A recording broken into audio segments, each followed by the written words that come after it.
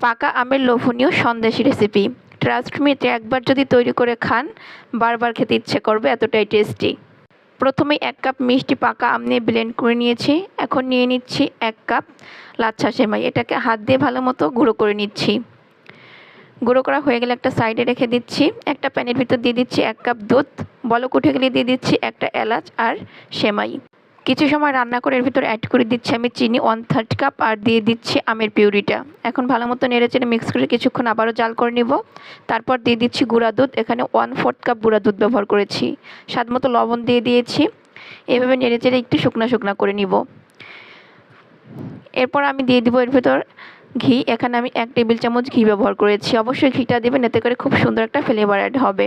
এরপর যখন এরকম কড়াই থেকে ছেড়ে দিবে তখন নামিয়ে নিচ্ছি। একটা বক্সের ভিতর আমি তেল ব্রাশ করে নিয়েছিলাম, তার ভিতর এটা দিয়ে বেশ ভালো মতো সেট করে নিচ্ছি। Normal fridge